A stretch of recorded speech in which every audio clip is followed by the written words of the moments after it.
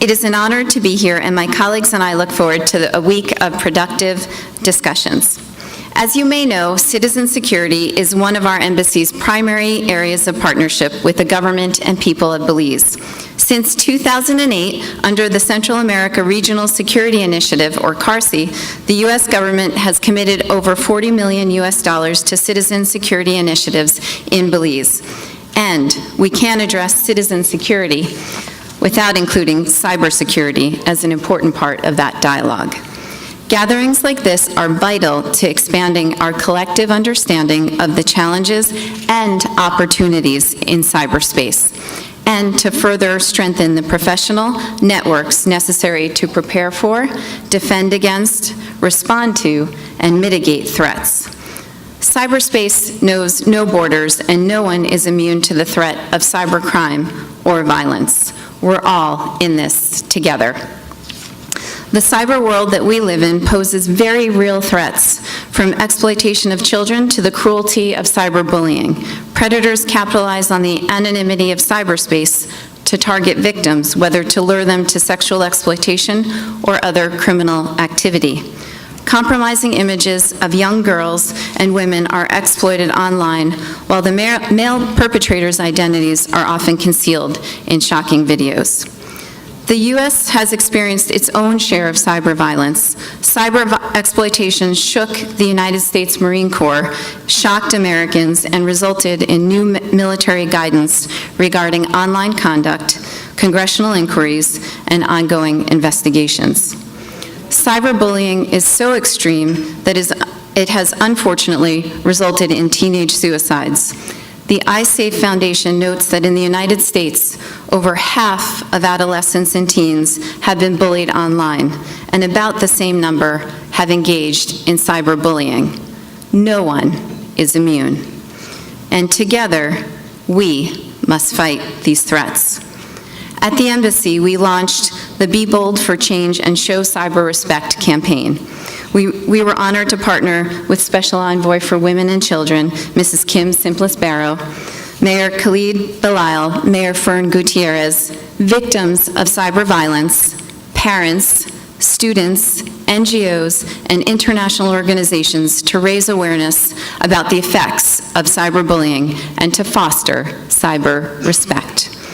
The U.S. government also has a Stop Bullying site, www.stopbullying.gov, with information for parents and children. The Department of Homeland Security runs a cybersecurity campaign called Stop, Think, Connect to educate the public on cybersecurity.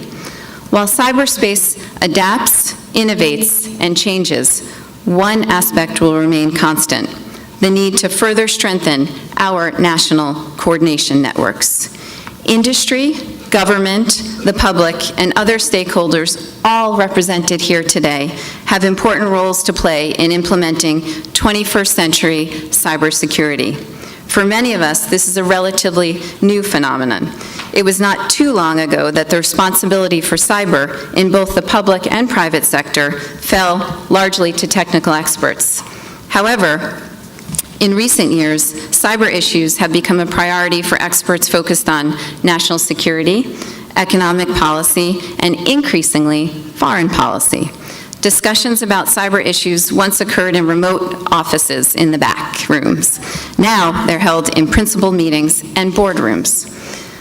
A few years ago, attackers used tens of thousands of compromised computers located around the world to launch a cyber attack aimed at taking a number of U.S. banks offline.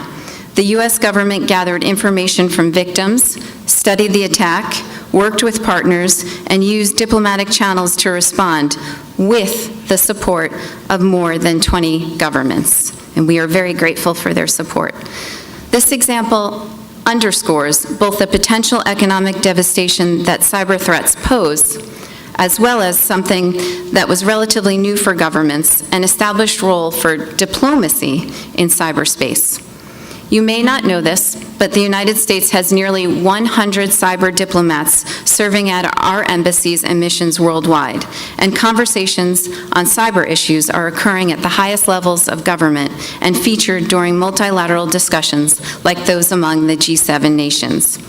As the world becomes more connected, cyber diplomacy will be an increasing part of all of our portfolios. Through diplomatic exchanges, the United States is helping to establish the legal frameworks that governments, markets, and civil society need to thrive in cyberspace. In the United States, we are currently in the process of reviewing our cybersecurity national strategy, and we encourage Belize and other nations to similarly review and develop as needed their national coordination strategy and private sector guidance to identify areas for improvement. The OAS also offers excellent technical expertise and support to countries developing these strategies, whether for the first time or improving their strategies. To close and turn this symposium over to the actual experts, thank you all for being here. The internet allows people to create and innovate in ways that we could not have dreamed of a generation ago. The best weapons we have to stop those who would threaten this freedom are coordination and collaboration within and among nations.